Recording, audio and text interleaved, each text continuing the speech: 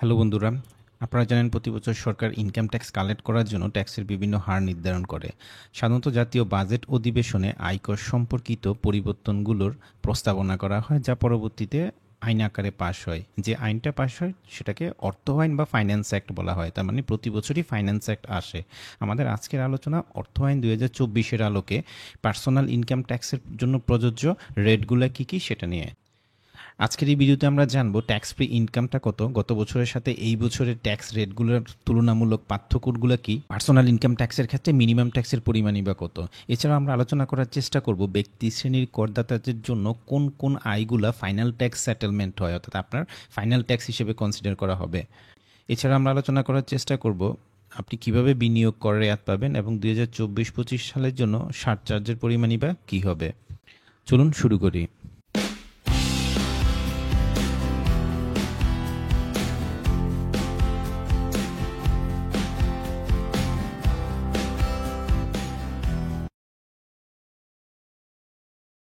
দেখেন, প্রতি বছর যখন ফাইন্যান্স অ্যাক্ট আসে আমরা একটা জিনিস নিয়ে খুব কনসার্ন থাকি, সেটা হচ্ছে করমুক্ত আয়ের সীমাটা কত হবে, অর্থাৎ এবারের অর্থ আইনে বা এবার সরকার কী পরিমাণ করমুক্ত আয় নির্ধারণ করবে এটা জানার জন্য আমরা খুব চেষ্টা করে থাকি। অর্থ আইন 2024-এর আলোকে একজন পুরুষ করদাতার করমুক্ত আয়ের সীমা হচ্ছে 3,50,000 টাকা, যেটা মহিলা করদাতার ক্ষেত্রে হচ্ছে 4 লাখ টাকা, এবং 65 বছরের উপরে যেসব করদাতা আছেন, যাদেরকে আমরা সিনিয়র সিটিজেন বলে থাকি, তাদের ক্ষেত্রে এটা হচ্ছে 4 লাখ টাকা। আর তৃতীয় লিঙ্গের যে করদাতা বা প্রতিবন্ধী করদাতা যারা আছেন তাদের জন্য এটা হচ্ছে 4,75,000 টাকা। আর গ্যাজেটভুক্ত যুদ্ধহত মুক্তিযুদ্ধ যারা আছেন তাদের জন্য এই করমুক্ত সীমাটা হচ্ছে 5 লাখ টাকা। এখানে দেখেন কোনো ধরনের চেঞ্জেস কিন্তু আসে না, অর্থাৎ আগে যেটা ছিল এখনও তাই আছে। এই ক্ষেত্রে আমাদেরকে একটা জিনিস মাথায় রাখতে হবে, কোনো প্রতিবন্ধী ব্যক্তির পিতামাতা বা আইনানুগ অভিভাবক তার প্রত্যেকটি সন্তানের জন্য 50,000 টাকার বেশি করমুক্ত সীমা পাবেন। যেমন একজন পুরুষ করদাতার করমুক্ত সীমা হলো নর্মালি 3,50,000 টাকা, কিন্তু তার যদি একটি প্রতিবন্ধী সন্তান থাকে তাহলে ওই পুরুষ করদাতার করমুক্ত সীমা 3,50,000 টাকা থেকে বেড়ে 4 লাখ টাকা হয়ে যাবে। একই রকমভাবে একজন মহিলা করদাতার করমুক্ত সীমা নর্মালি হলো 4 লাখ টাকা। এখন কোনো মহিলা করদাতার যদি একটি প্রতিবন্ধী সন্তান থাকে তাহলে করমুক্ত সীমা 4 লাখ টাকা এর পরিবর্তে 4,50,000 টাকা হবে। তবে এই ক্ষেত্রে মাথায় রাখতে হবে বাবা মায়ের মধ্যে যে কোনো একজন এই বেনিফিট পাবেন, অর্থাৎ উভয়ে এই বেনিফিটটা ক্লেম করতে পারবেন না। আর দ্বিতীয় নোটটি হলো ট্যাক্স পারপাস নন রেসিডেন্টদেরকে নিয়ে, অর্থাৎ ফরেন ন্যাশনালস যারা ট্যাক্স পারপাস রেসিডেন্ট না তাদের ক্ষেত্রে এই ট্যাক্স ফ্রি লিমিট বা ট্যাক্স স্ল্যাব যা আমরা একটু পরে আলোচনা করব সেটা তাদের জন্য অ্যাপ্লিকেবল হবে না, অর্থাৎ বাংলাদেশে যেসব ফরেন ন্যাশনালস কাজ করেন তাদের ক্ষেত্রে এই ট্যাক্স ফ্রি লিমিটটা অ্যাপ্লিকেবল হবে না। এখন আপনার কোশ্চেন থাকতে পারে তাহলে নন রেসিডেন্ট এই যে ফরেন ন্যাশনালস আছে তাদের জন্য ট্যাক্স রেট কত, তাদের জন্য ট্যাক্স রেট হচ্ছে 30%।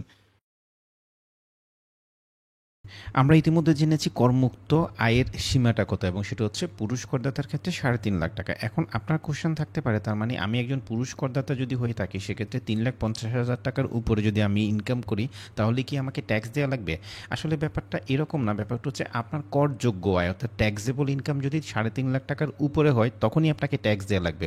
অর্থাৎ আপনার টোটাল ইনকাম অনেক বেশি হইতে পারে, সেখান থেকে আপনাকে করবর্তীপ্রাপ্ত আয়টা বাদ দিতে হবে। যেমন ধরেন যে আপনি কোথাও চাকরি করেন, চাকরি করে আপনি সারা বছরব্যাপী 5,25,000 টাকা ইনকাম করেছেন।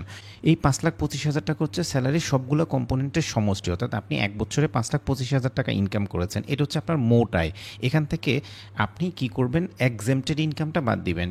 আমরা যারা চাকরি করি সেক্ষেত্রে আমাদের জন্য ট্যাক্স এক্সেম্পটেড ইনকাম আছে ষষ্ঠ তফসিলের অংশ 1-এর দফা 27-এ বলা আছে যে আমরা যে স্যালারি ইনকাম করে থাকি তার 1/3 অথবা 4,50,000 টাকা এক্সেমশন পাওয়া যায়। তাহলে আমি যে উদাহরণটা দিয়েছি যে আমি 5,25,000 টাকা টোটাল ইনকাম করেছি, এখান থেকে এখন আমি 1/3 মাইনাস করবো, 1/3 হচ্ছে 1,75,000 টাকা। এই 1,75,000 টাকা মাইনাস করার পরে 3,50,000 টাকা আসবে। তাহলে দেখেন 5,25,000 টাকা ইনকাম করেও আমাকে কি করা লাগতেছে না, ট্যাক্স দেওয়া লাগতেছে না, কারণ আমি এখনও ট্যাক্স ফ্রি লিমিটের মধ্যেই আছি। আমাকে অনেকে কোশ্চেন করে যে আমি যদি একজন স্যালারিড পার্সন হয়ে থাকি বা আমার ধরেন যে শুধুমাত্র বেতন আয় আছে আর কোনো ধরনের আয় নাই, সেক্ষেত্রে আমি কত টাকা ইনকাম করলে আসলে কোনো ধরনের ট্যাক্স দেওয়া লাগবে না। সেই কোশ্চেনের অ্যান্সারটা আপনার সামনেই। আপনার যদি টোটাল স্যালারি ইনকাম 5,25,000 টাকা হয় তাহলেও কিন্তু ফাইন্যান্স অ্যাক্ট 2024 অনুসারে আপনাকে কিন্তু কোনো ধরনের ট্যাক্স দেওয়া লাগবে না, কারণ আপনি ট্যাক্স ফ্রি লিমিটটা ক্রস করেন নাই। চলুন এখন আমরা কমপ্লিট স্ল্যাবটা নিয়ে কথা বলি। আমরা এতক্ষণ কথা বলেছি যে ফার্স্ট রোটা নিয়ে, যেটা ছিল 3,50,000 টাকা। এই 3,50,000 টাকা কারোর জন্য 3,50,000, কারোর জন্য 4 লাখ, কারোর জন্য 4,50,000, জিনিসটা এরকম। সো এর পরের জিনিসটা যদি আমরা দেখার চেষ্টা করি বা পরের রোটা দেখার চেষ্টা করি, সেটা হচ্ছে পরবর্তী 1 লাখ টাকার উপরে 5%, এর পরবর্তী 4 লাখ টাকার উপরে 10%, এর পরবর্তী 5 লাখ টাকার উপরে 15%, এর পরবর্তী 5 লাখ টাকার উপরে হচ্ছে 20%, এবং অবশিষ্ট মোটায়ের উপরে হচ্ছে 25%। তাহলে আপনাকে যদি কোশ্চেন করা হয় আমাদের দেশে ব্যক্তি শ্রেণীর করদাতার জন্য হাইস্ট রেটটা কত, ট্যাক্সের হাইস্ট রেটটা হচ্ছে 25%, এবং সেটা কোন টাকার উপরে অ্যাপ্লিকেবল। কারো যদি মোট করযোগ্য হয় 18,50,000 টাকার উপরে হয়, তখন হচ্ছে 25% ট্যাক্স রেট অ্যাপ্লিকেবল। এটা কিভাবে 18,50,000 হয়েছে যদি আমরা বোঝার চেষ্টা করি, দেখেন এখানে 3,50,000, দেন 1 লাখ অর্থাৎ 4,50,000, দেন 4 লাখ অর্থাৎ 8,50,000, দেন 5 অর্থাৎ 13,50,000, দেন 5 18,50,000। অর্থাৎ কারো যদি মোট করযোগ্য আয় 18,50,000 টাকার উপরে হয়, তাহলে তাকে 25% হারে ট্যাক্স দিতে হবে। এখন যদি আমরা দেখার চেষ্টা করি যে আসলে অর্থ আইন 2024-এ কী পরিবর্তনটা এসেছে, অর্থাৎ আগের আইনের সাথে এই আইনের, অর্থাৎ অর্থ আইন 2023-এর সাথে অর্থ আইন 2024-এর কী পরিবর্তনটা হয়েছে। পরিবর্তনটা যদি আমরা দেখার চেষ্টা করি, প্রথম যে প্যারাটা আছে অর্থাৎ 3,50,000 টাকা, এটা সেমই আছে। এরপরটা যদি দেখেন 1 লাখ টাকা, এটাও সেমই আছে। এরপরটা 3 লাখ টাকা ছিল আগে, এখন সেটা হয়ে গেছে 4 লাখ টাকা, অর্থাৎ 10% অ্যাপ্লিকেবল যে ইনকাম, সেটা আগে 3 লাখ টাকা ছিল, সেটা এখন 4 লাখ টাকা হয়ে গেছে। পরেরটাও চেঞ্জ হয়েছে, এটা ছিল আগে 4 লাখ টাকা, এখন হয়ে গেছে 5 লাখ টাকা। এরপরটা দেখেন এটা 5 লাখ টাকা ছিল, 5 লাখই রয়েছে, অর্থাৎ এখানে কোনো ধরনের চেঞ্জেস হয় নাই, পরেরটা তো কোনো ধরনের চেঞ্জেস হয় নাই। তার মানে আমি যদি আপনাকে সামারি বলি, সামারিটা হচ্ছে এই দুইটা জায়গায় শুধুমাত্র চেঞ্জেস হয়েছে, অর্থাৎ 10% এবং 15% অ্যাপ্লিকেবল যে ইনকামটা, সেটার উপর চেঞ্জেসটা আসছে, এবং সেখানে 1 লাখ টাকা করে বেড়েছে। এখন আপনার কোশ্চেন থাকতে পারে, এই ক্ষেত্রে আসলে অ্যাজ এ ইন্ডিভিজুয়াল আপনার মানে ট্যাক্স লাইবিলিটি কমবে না বাড়বে। চলুন আমরা একটু জানার চেষ্টা করি। এই যে ট্যাক্স স্ল্যাবের পরিবর্তনটা হয়েছে, এই পরিবর্তনটার যে প্রভাব, সেটা জানার জন্য আমরা সাধারণত 3টা ক্যাটাগরিতে ভাগ করেছি। সেটা হচ্ছে কারো যদি টোটাল ইনকাম, দেখেন আবার বলতেছি টোটাল ইনকাম, এটা এক্সেমটেড ইনকাম বাদ দেওয়া ছাড়া, অর্থাৎ মোট আয়, কারো যদি মোট আয় 11,25,000 টাকা হয়, সেটাকে আমরা একটা ক্যাটাগরি করেছি। আর 11,25,000 টাকা থেকে বেশি কিন্তু 23 লাখ টাকার কম, সেটা একটা ক্যাটাগরি। আর 23 লাখ টাকার উপরে যদি হয়, সেটা একটা ক্যাটাগরি। এই 3টা ক্যাটাগরিতে ভাগ করেছি, কারণ আমরা একটা অ্যানালাইসিস করে দেখেছি কারো যদি ইনকাম 11,25,000 টাকার কম হয়, তাহলে তার কোনো ধরনের এডিশনাল ট্যাক্স দেওয়া লাগবে না, বা তার কোনো ধরনের ট্যাক্স বেনিফিটও হবে না। অর্থাৎ সে আগে যে পরিমাণ ট্যাক্স দিত, এখনও একই পরিমাণ ট্যাক্স দিব। অর্থাৎ এই যে স্ল্যাব চেঞ্জ হইলো, এটার জন্য তার উপর কোনো ইম্প্যাক্ট পড়ে নাই। আর 11,25,000 টাকার উপরে যাদের বার্ষিক ইনকাম, তারা হচ্ছে ট্যাক্স বেনিফিট পাবে, এবং সেটা আস্তে আস্তে পাইতে শুরু করবে। হ্যাঁ, এবং এটা সর্বোচ্চ 25,000 টাকা পর্যন্ত হতে পারে। আর শেষের যে ক্যাটাগরি, অর্থাৎ যাদের টোটাল ইনকাম 23 লাখ টাকার উপরে, ইয়ারলি টোটাল ইনকাম, তারা স্টেট 25,000 টাকা ট্যাক্স বেনিফিট পাবে। তার মানে আমরা বলতে পারি মিড রেঞ্জ এবং হাই রেঞ্জের যেসব স্যালারাইড পার্সন আছে বা যাদের টোটাল ইনকাম রয়েছে, হ্যাঁ, তাদের ক্ষেত্রে আমরা দেখেছি যে এই স্ল্যাব চেঞ্জ হওয়ার কারণে তারা একটা বেনিফিট পেয়েছে। এই যে অ্যানালাইসিসটা আমরা করেছি, সেখানে আমরা অনুমান করেছি যে করদাতাগণ আয়কর আইন 2023-এর ধারা 78 অনুসারে প্রযোজ্য আয়কর রেয়াত পাওয়ার জন্য আয়কর আইন 2023-এর ষষ্ঠ তফসিলের অংশ 3 অনুসারে অনুমোদিত খাতসমূহে উপযুক্ত অর্থ বিনিয়োগ করবেন। অর্থাৎ তাদের যতটুকু ইনভেস্টমেন্ট ট্যাক্স রিবেট পাওয়ার কথা, তারা ম্যাক্সিমাম ওই ইনভেস্টমেন্ট ট্যাক্স রিবেটটা ক্লেম করতে পারবে, এটা আমরা ধরে নিয়েছি। যেমন আমি যদি আপনাদেরকে একটু দেখানোর চেষ্টা করি, এখানে জাস্ট একটা ক্যালকুলেশন আছে, যেটা 11,25,000 টাকার জন্য। আপনি যদি এখানে দেখেন, এই যে 11,25,000 টাকা হচ্ছে টোটাল ইনকাম, সেখান থেকে আমরা ধরে নিয়েছি এটা একটা স্যালারাইড পারসন, এবং সে ট্যাক্স এক্সেমশন পাবে 1/3 অফ হিজ টোটাল ইনকাম, সেটা 3,75,000 টাকা।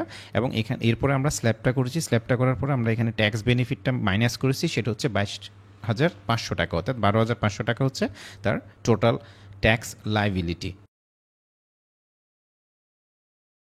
আপনারা অনেকেই জানেন আমাদের দেশে ন্যূনতম কর প্রযোজ্য হয়, অর্থাৎ আপনার অবস্থান অনুযায়ী আপনাকে এটা ন্যূনতম কর দেওয়ার দরকার হয়। এটার রেটটা যদি আমরা জানার চেষ্টা করি, ঢাকা উত্তর সিটি কর্পোরেশন, ঢাকা দক্ষিণ সিটি কর্পোরেশন এবং চট্টগ্রাম সিটি কর্পোরেশনের জন্য অর্থ আইন 2024 অনুসারে ন্যূনতম করের পরিমাণ হচ্ছে 5,000 টাকা। এটা অন্যান্য সিটি কর্পোরেশন এলাকায় অবস্থিত করদাতাদের জন্য এটা হচ্ছে 4,000 টাকা, আর সিটি কর্পোরেশনের বাইরে অন্যান্য এলাকায় অবস্থিত করদাতাদের জন্য এই রেটটা হচ্ছে 3,000 টাকা। এখানে কোনো ধরনের চেঞ্জেস কিন্তু হয় না, অর্থাৎ অর্থ আইন 2023-এ যেটা ছিল সেমটাই অর্থ আইন 2024 রাখা হয়েছে। এখন মিনিমাম ট্যাক্স নিয়ে আমাদের অনেক সময় একটা কনফিউশন থাকে যে আমি মনে হয় ট্যাক্স রিটার্ন জমা দিলে আমাকে মিনিমাম ট্যাক্স দেওয়া লাগবে। ব্যাপারটা এরকম না। আমরা একটু আগে যে উদাহরণটা আপনাদেরকে দেখাইছি যে আপনি একজন স্যালারাইড পারসন, আপনি 5,25,000 টাকা আপনার টোটাল ইনকাম ছিল, সেখান থেকে 1,75,000 টাকা এক্সেমটেড ইনকাম মাইনাস করার পরে আপনার টোটাল ট্যাক্সেবল ইনকাম হচ্ছে 3,50,000 টাকা। তাহলে আপনাকে কিন্তু কি করতে হবে না, ট্যাক্স দেওয়া লাগবে না। একই রকমভাবে দেখেন আপনার মিনিমাম ট্যাক্সও দেওয়া লাগবে না, কারণ কি আপনার ট্যাক্স ফ্রি লিমিটটা ক্রস করে নাই, তার মানে মিনিমাম ট্যাক্স তার জন্য অ্যাপ্লিকেবল কারো যদি করমুক্ত আয়ের সীমা অতিক্রম করে, তখনই তাকে মিনিমাম ট্যাক্স দেওয়া লাগবে। অর্থাৎ কারো যদি ধরেন যে ট্যাক্সেবল ইনকাম একজন মেল এসএসসির ক্ষেত্রে 3,50,000 টাকা হয়, তখনই তাকে মিনিমাম ট্যাক্সটা দেওয়া লাগবে।